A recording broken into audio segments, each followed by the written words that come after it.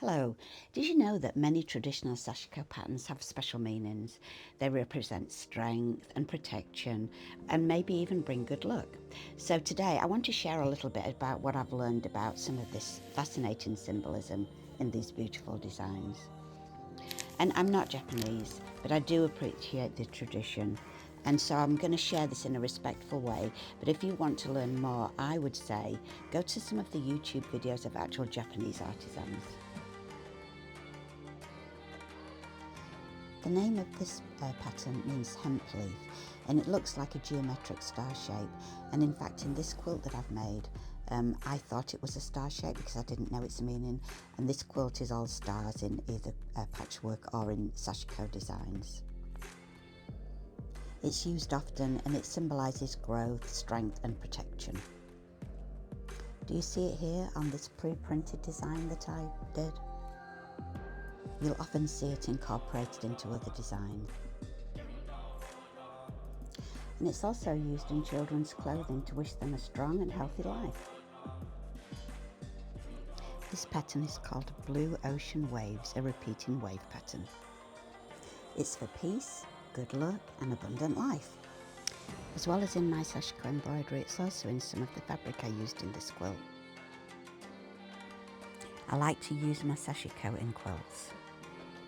Here Mariko's sitting in front of the pointed version. It should really be this way up. This is Tortoiseshell, and as you can see it's a hexagonal pattern inspired by a tortoiseshell. And you may have seen me make variations of this pattern before. This is one that I have a template for, and this was a sampler, and these are all variations of the same pattern. This is actually probably my favourite pattern. I really like to do this one, and it symbolises longevity and stability. It's often worn on clothing on festive days like weddings and birthdays. Can you spot it here in this sampler that I made?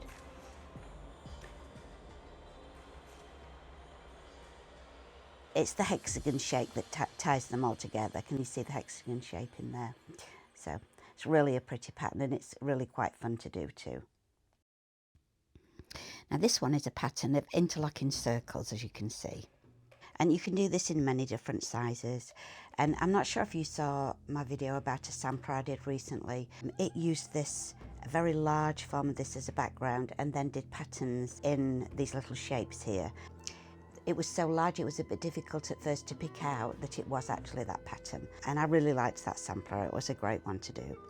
So you can do that. I've got a couple of different sizes here, and I've used this in different quilts as blocks in quilts that I've made. This one represents harmony, prosperity and the connections between people, and it's used to symbolise happiness and lasting relationships. So that's more good sentiments and thoughts that you're stitching into your quilt. The official translation for this is 7 Treasures of Buddha, and it comes from the Buddhist 7 treasures, which I had to look up, and they're like gold, silver, coral, sardonyx, sapphire, ruby and amber. And there are variations on all of these patterns. This one has a variation where each individual petal is changed a little to a diamond, and this diagram shows that shape change. The blue would be the new shape inside the circle. It just makes a different design. Many of these patterns have variations, and I wonder if this is a variation of the same pattern. It's a pattern I really like, and I'm not sure. I don't know anything about it, its name or anything. So if you know, let me know. I would like to know. I think this could possibly be a variation of that pattern too. This pattern that I'm working on here is called Arrow Feathers. It kind of looks like arrow fletching. This was really easy to draw. I drew it by using my board here, and I drew it by just drawing a square using these 2 centimetre size or 10 millimetre.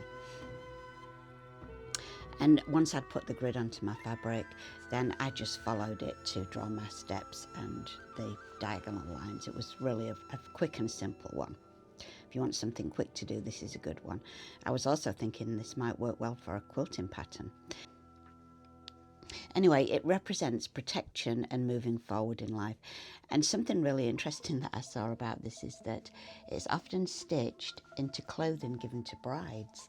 So, you know, arrows and brides are not two things that I would think of together.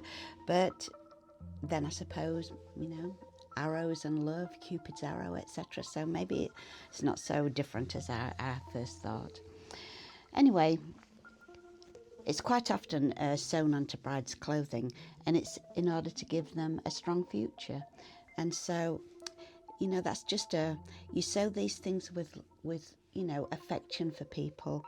And I like the idea that not only are you sewing something that you like to give to them, but you're kind of sewing in an idea of protection or a wish for good luck or good health. I just really like that idea. Like a secret message, I suppose, in there. So I'm going to go ahead and finish this one and iron these marking lines off it that I've put on. Some of them I did with the ceramic pencil, so they'll just fade. But they want the actual guidelines I'm sewing on, I did with my heat erasable pen. This is the first time I've made this particular pattern. When you're doing these, it's great to think how you could use them in quilts or combine two patterns, such as the sampler that I showed you that I bought that was based on a very large variation of a pattern, and then other patterns inside it. I think it's the combination that brings out the beautiful aspect of this kind of embroidery. And they're more than just beautiful designs, they've got deep cultural meaning. So Sashiko has grown in popularity worldwide, but it remains an important part of the Japanese heritage. I always want to approach it with appreciation and respect. I would encourage you to look at some of the Japanese artisans' work. It's obviously going to be a much deeper appreciation and knowledge about it.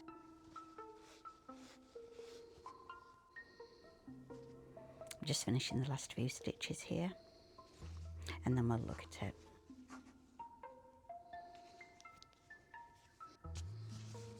So that just needs a press, get rid of those marks. And that pattern's done, and I will be using that again. I just noticed I actually have one more diagonal line to Sashiko stitch in there. Let me know in the comments which patterns you've done and enjoyed.